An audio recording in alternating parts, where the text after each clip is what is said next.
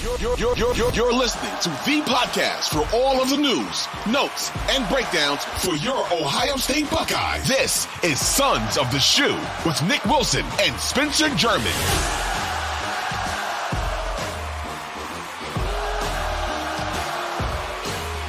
Welcome into our live reaction show. That's right, guys. The latest installation of the college football playoff rankings are out. And once again in the top 10, very little movement, Spencer German. But the big movement this week, this is what we look forward to in a jam-packed year where all 10 teams have a legitimate argument to be somewhere in the top 10. Finally, the long-awaited national nightmare. Washington has moved up past Florida State. It probably should have happened 2 weeks ago, but I think basically the committee was waiting till they absolutely had to play this card because they knew that the top 10 was going to be mostly stagnant. And Washington is now the number 4 team. If the playoffs started tomorrow, they would be one of the 4 playoff teams in this year. I thought it was interesting that Boo Corrigan said after the reveal that, you know, Jordan Travis getting hurt had nothing. It had nothing to do with it. No, sure. Not at all. Yep, I am sure. Yeah. I mean, I do think he mentioned like it had a lot to do with obviously Washington, which I think is fair. I mean, you still look at if you're looking at the top 10 right now, Washington still has the best win on anybody's resume at this point. That is before this weekend when Ohio State and Michigan play and someone's going to walk out of there victorious. But they still have the best win on anybody's schedule. They beat Oregon. They obviously just beat Oregon State over the weekend, which was a big win for them. That's kind of a scrappy team that can get you if you're sleepwalking. And actually, it was on the road, and Oregon State actually played pretty well against them. Almost did beat them. So, I think it makes a lot of sense. I think you're right that it probably should have happened a couple weeks ago. The timing, like you said, or like we mentioned, is interesting with the Jordan Travis injury. But I do think that Washington certainly has warranted jumping up into the top 4. I think the interesting question, and this was brought up on the show, Nick, is should they have jumped even further with their resume up past even Michigan, who we continue to say their resume just isn't there, and basically they're just there because of what the eye test is telling us. I think, and if you want to pull up Radu's comments, you guys are more than welcome to comment here in the comment sections, or you guys can also go ahead and go ahead and get up to us at. There's Miss Sophia. Yeah, somebody heard the words live, and all of a sudden Sophia made an appearance on the show.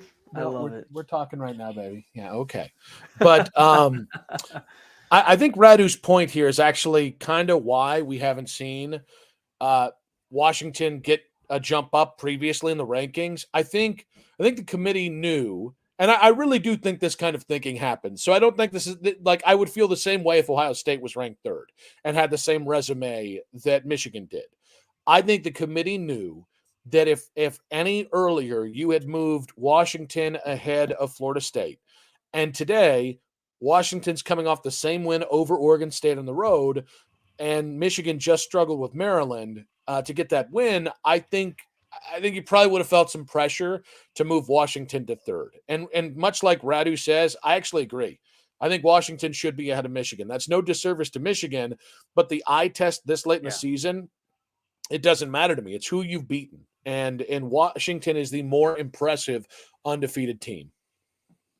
Yeah, agreed. I wonder, do you think it's part of what's in play here is like they really wanted an Ohio State, Michigan 2 versus 3 sort of situation here? I mean, not that it matters if they go to 4, it's still a top 4 matchup, but like, I don't know. Like, cause I think you're right. Like if resume is what we're going off of at this point, if that's the most important thing other than maybe head to heads, which we're going to get obviously at least one this weekend, then I do think they should be ahead of Michigan probably. So I think it's a little bit of that. A 2 versus 3 is incredibly impressive. I also think it's this. I think the committee likes to position Ohio State and Michigan. I think Georgia gets this benefit of the doubt. Texas, Alabama, all the blue bloods, they get positioned in such a way that there's a benefit of the doubt in how you rank them, so that let's say Ohio State and Michigan, one of these teams is obviously going to lose on Saturday.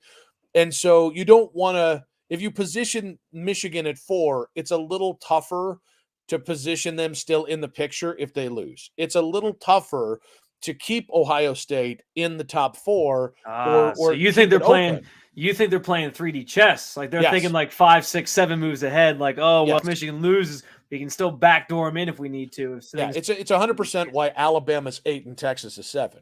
There's a logic there of, okay, if X, Y, and Z happens, then we can slide Alabama right there. Or if X, Y, and Z happens, then we're vindicated to put Texas in over Alabama. And I think all these things do matter. Like I think it's part of the conversation. So yes, I think if Ohio State and Michigan play at 2 and 4, and one of the whomever loses, I think it's tougher to put them, fourth or fifth if all of a sudden, you have if all of a sudden you're pitting them against an undefeated Florida State team or an undefeated Pac-12 team that you don't really want in there because they're not Ohio State or Michigan. Yeah, I would agree. And I do think as we sort of talk about the one movement with it being Florida State and Washington, I feel like the path for Florida State to get back in is basically they have to basically do what Ohio State did the year they won a national championship. Like starting quarterback gets hurt, you got to go out and you got to blow out Louisville in your conference championship game and basically make a statement of like, okay, we can still go do this thing. That's the only way I think Florida State gets back in because their strength of schedule pales in comparison, I think, to the teams that are ahead of them. And even in and Oregon's isn't great at right now, but if they beat Washington in a Pac-12 championship game, that would change things. So I think that's the only path for Florida State to get back in at this point now that they're out. Yeah, and listen, I know it's unfair, and Boo Corrigan did the thing I expected him to do, which is say, oh, no, the injury had no factor. This was all about what Washington did over Oregon State, a 3-loss team we're enamored with being in the top 16. He's lying, and I understand why he's lying. I think the selection committee is very keenly aware of what they say impacts how seriously people take these rankings. Yeah. And so they want to try and preserve the idea of the integrity of them, even though we all know it's a little, it's creative accounting. So there's no way Jordan Travis's injury didn't impact this, and it should. Guys, Rodemaker, he has to prove he belongs in the playoffs the next 2 weeks.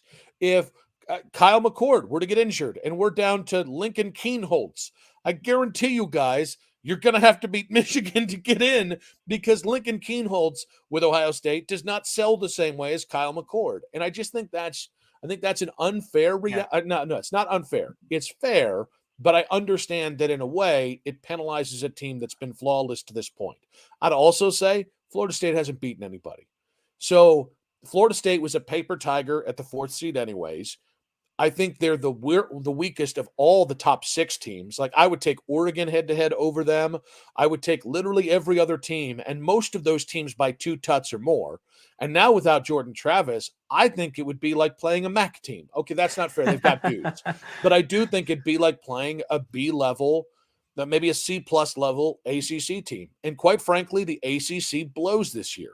Yeah. And I hate to be that, but that's the reality here. And I got to say, man, because we've already started the counter rhetoric season where, oh, no way you can have a 1-loss Ohio State team over an undefeated Power 5 champion. Never. No.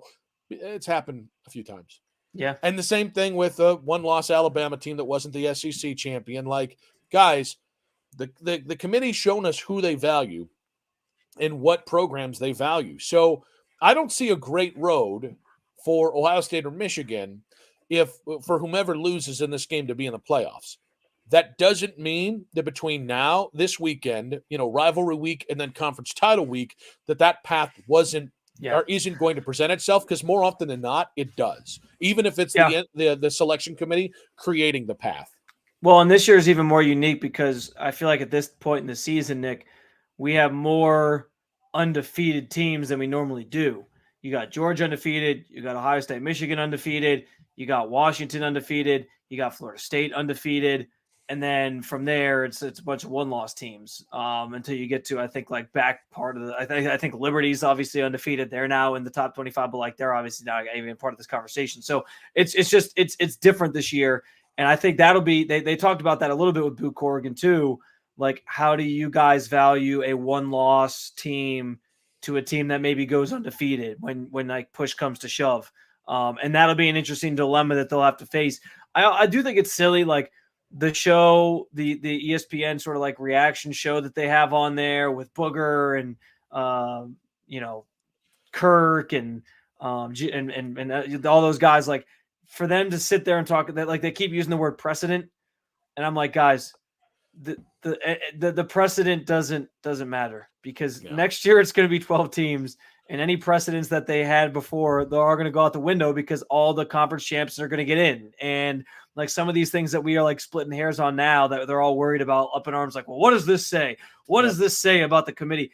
It's not going to matter next year. So I'm not as worried about precedent at this point. I think it's about this year just finding the 4 best teams, which feels like it's a little harder than previous years because you got some unbeaten still. You still have some things that kind of have to flush themselves out. And I don't know if there's like a completely dominant team at this point, maybe other than Georgia. And that's an interesting thing too, though. They talked a little bit about like how far the gap is between Georgia and Ohio State. Mm-hmm. And I think that's an interesting conversation going into this weekend, because like if Ohio State beats Michigan or Michigan beats Ohio State, obviously that's the best win any team has this season. Do they jump to 1, you think, or do they think Georgia's that much better that they would stay in that spot? So I think if Michigan beats Ohio State, it's a truly great victory, but I don't think it's getting you number 1. I think if Ohio State beats Michigan, I would not be surprised. I shouldn't say I'd be shocked if it didn't happen. I'd be pretty surprised if Ohio State wasn't number 1, even if it's just for 1 week. And I think the tricky part is, if you're the committee, positioning yourself in such a way that if you move Ohio State ahead, you have to remember where you put Michigan, because the one thing the committee does not want to do is waste Ohio State Michigan in a first-round matchup, right? I mean, I think that was the reason they stacked the teams the way they were last year. So you're talking Michigan still finds their way back in, is what you're thinking? No, but you kind of have to plan for the event that you have Michigan and Ohio State both in the playoffs, right? So it's not that I think it's going to happen. I do think it's pretty likely, though. So, but no, I think if Ohio State wins, I think Ohio State beats Michigan, even if it's a close game. I think Ohio State's won, and then we figure out what happens. We lost your audio. Oh, do you have it back now? I can't hear you. What about now? This is I'm what sure you're making wanted. A very, very good point, but I can't understand anything you're saying at the moment. What about now? Is it your no? I think, is it something with your microphone? Maybe. Wait, let me see. How about now? While you're doing that, I'm going to throw up a couple more of Radu's comments. He mentions if Michigan loses, they will be out. Week out of conference schedule will keep them out. I think that is an interesting element to the Michigan side of this. Whether or not both Ohio State and Michigan can find their way back in to the playoff based on whoever loses this weekend. And I think it's probably unlikely for either of them to get in with 1 loss and not being a conference champion. But I think Michigan even more so. Like that'll be the interesting conversation with that matchup specifically. Is like, if Ohio State does win, how far does Michigan drop, knowing that their resume isn't great? Am I back? No. Mother. No. Is your microphone like does it charge or something? I don't think so. Let's see.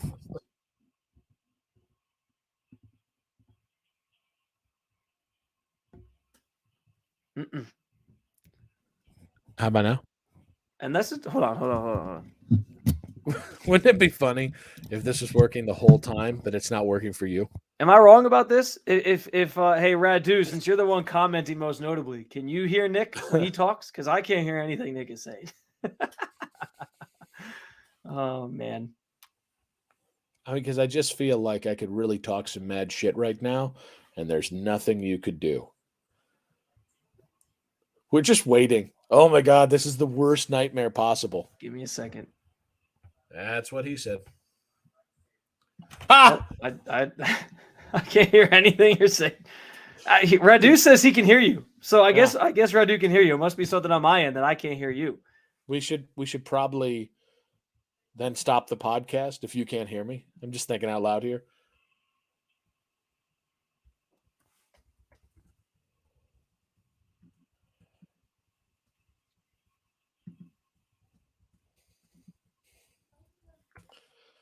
Yeah, people are saying they can hear you, so it must be me. Man, Andy, good for you. You can hear me, my guy. That's what we're talking about. Oh, now he's having to replug his shit in. Oh, this is good. But now his microphone is off. Well, listen. Wait, is he back? Can you hear me? I gotcha. Look at that. There we go. I don't know what the hell went wrong. Went By off the the way, rails. thank you, Andy, for pitching in there. Thank you for Radu. I was like, because I like the lights on, everything's good here. I was actually just going to start pantomiming some really wild crap, but thankfully, it was on your end and not on my end. I don't know what happened. I think something, I don't know. StreamYard does weird things sometimes. Anyway. All this being said, I think it's going to be a really interesting 2 weeks here. And I'll be honest with you, man. Like, I'm curious at how in the conference title games, if Ohio State wins or Michigan wins, I'm curious to see then how they rate like even an Iowa win. Because like you and I were talking on the pod earlier, and that's a 9-2 team that has now fallen to 17th. They're the lowest ranked group of 5 9-2 team. And Oklahoma's 4 spots ahead of them. Ole Miss is in the final 12-team playoff spot. Penn State at 11. Like, it's pretty wild to wonder, all right, if Ohio State beats Michigan or Michigan beats Ohio State and then turns around, do they have to kick the ass of Iowa just to have a chance, considering Alabama and Georgia play? And I actually think Georgia will win that one, even though it's probably going to be a close game. Yeah, that's a good question. I also think in the conversation about whether or not a one-loss Michigan or Ohio State makes it back in, I think it's worth discussing like what the path looks like for Ohio State to get back in. Because we kind of talked after we had recorded, we were obviously at the station together today, and we talked a little bit about like what would have to happen for Ohio State with one loss, not to Michigan not being your conference champion to get back in. I think you need basically like you need Florida State out of your way if they go undefeated. Like you would need them to lose a game, and your tiebreaker with them would kind of be like, well, we don't really trust that Jordan Travis isn't there, so we'd rather put Ohio State in over them. You need Washington to once again beat Oregon because you don't want Oregon to now to jump into the conversation and be like, well, and you don't want there to be any splitting hairs of Washington is a one-loss team that lost to Oregon in their conference championship game. Should we put both of them in, Oregon and Washington, after in that scenario? Because you would basically have Georgia would be in. You need Georgia to beat Bama. That needs to happen too. So if Georgia beats Bama, if Michigan goes on to win the Big Ten, those are 2 spots. And then you have basically Florida State, Washington, and Oregon jockeying for the other one. And you would need, again, Washington to beat Oregon and Florida State to probably lose, because then that kind of by default says like, okay, I guess Ohio State's the next team that we got to put back in there. That's like the only path in my mind that makes a lot of sense right now. Well, so I think Georgia has to beat Alabama.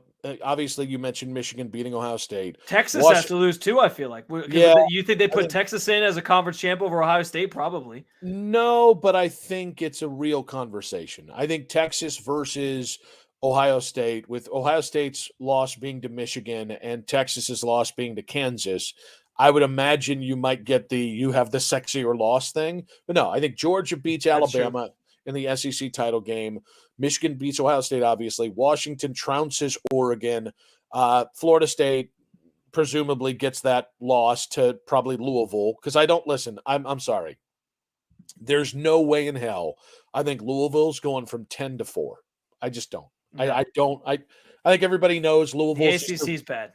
Yeah, it's bad. That's all you need. And that's not a good team. And then Texas losing to Oklahoma State would go a long way. But again, like, here's the thing. That's what I think has to happen for you to guarantee a spot for Ohio State. Creative accounting exists for both Ohio State and Michigan, to the point where, like, I think all 4 of those dominoes happening guarantee you something. But even 2 of those dominate, right? Like Georgia beating Alabama is probably the biggest thing that needs to happen, because everybody else you can say, well, but Ohio State lost to Michigan and they beat all these other teams, and it's Ohio State. So I think Alabama versus Georgia. And honestly, the second most important thing is probably Texas losing. Yeah. Because they're one of the few brands on par with Ohio State. And we know how much they value conference championships. if Texas goes on to win a conference championship, would that be the thing that edges them out, even though Ohio State would have, like you said, the sexier loss? So I think you're right. I think it is. Bama has to definitely lose to Georgia. I also think if Bama loses to Georgia, maybe the argument that can be made against Texas as well is that their one win is against a 2-loss Bama team now. Granted, it is against one of the best teams, the best team in the country at the time. But yeah, this is the fun. This is the fun part of this. I think when you get this late in the rankings and you got big matchups like Ohio State, Michigan coming this weekend, because you can start to prognosticate these things and figure out like what's the path back in. And I do think that Ohio State being one early on in this process kind of at least leaves that door open for them to find their way back in. I think it's going to be a lot harder road if Michigan loses because strength of schedule just is not in their favor. And strength of brand. I mean, I listen, I have a reverence for Michigan. I really do. But Ohio State's brand, especially when it comes to playoffs, is here. Unfair. Like, that's the way the committee does things. So Michigan, a one-loss Michigan versus a one-loss Oregon, I think is on par with each other. I think Texas wins the brand debate over Michigan. So I think that's a really good point. Anything else you want to say, bud? I don't think so. I think that's it. Another great rendition. It sets the stage for 2 versus 3 on Saturday, and we'll see what it looks like come next week. So, well, Radu, Andy, actually, I do. You know what? I do have something I want to say. I was thinking about this afternoon. I hope. All right, you know what I really want to see happen if Ohio State beats Michigan on Saturday? I think it would be absolutely hilarious if Ryan Day waltzes up to his post-game press conference, or not even just the on TV interview, and the first thing out of his mouth is, "I'd like to know where Jim Harbaugh is right now." Wouldn't that be great? If he just goes full low Holtz. Come on. Wouldn't that be great if he followed it up with that? That would be perfect. Yeah, but here's the problem. Lou Holtz's 86-year-old ass isn't going to beat you up. Jim Harbaugh might be able to beat Ryan Day up. All right? Here's the thing. Would that be the thing that convinces Jim Harbaugh to stay at Michigan? Is like, oh, I got to beat this guy's ass again next year now. If he comes out and says that. So it's for next year's handshake where he gorilla grips him and like does the Harry Potter Voldemort and jumps off a ledge. Like that's the kind of situation. Jim Harbaugh, listen, guys, I learned a long time ago, right? Don't fight, first place. Kids, don't fight. It's dumb. 2, don't fight crazy. All right? You want to be the crazy one in a fight. You don't want to be fighting the crazy one because crazy ones will do anything. Because they're crazy. And Jim Harbaugh is smacked out to effing Pluto. The man is gone. He went to lunch a month ago. He's a goofball. Don't fight goofballs. Because it's not they don't fight fair. They don't know what fair is. They just know what winning is. But no, I will be a little mad if the handshake after the game isn't one of those the pull-ins, and then somebody refuses to let go as they give crap to each other. That's what I want. And Radu, I'm going to be honest. I think too, it's interesting because we talked about the stakes in this game early in the episode we dropped earlier today, which you can find through the Odyssey app or wherever you get your podcast, and of course here on the 92 Through the Fan YouTube channel. But we talked about like just the stakes in this game. And like one thing we forgot to mention was Jim Harbaugh's comments on Monday, where he was basically asked about, do you have how much, what's your level of respect for Ryan Day was the gist of the question. And he just completely dodged it. And his answer was just like, oh, we're not focused on anything other than beating Ohio. That was all he said. And then Ryan Day followed it up today by basically just giving the exact same answer. Like they asked him for like a follow-up to that. And it was just, yeah, we're just focused on the Michigan game. So he just used Jim Harbaugh's own sort of strategy against him in that way.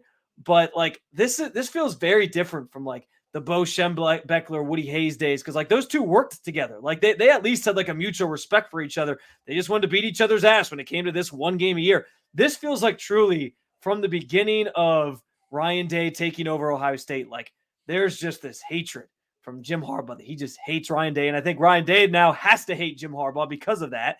And there's no love lost between these two whatsoever. Like it just feels very different in that regard. And I don't even know why he hates Ryan Day so much, just because he inherited the program. Like, what does he have to hate Ryan Day so much for? Did Ryan Day like kick his dog or something? Like, I don't understand. Did Did he rip his khakis one time or get dirt on him? I don't get it.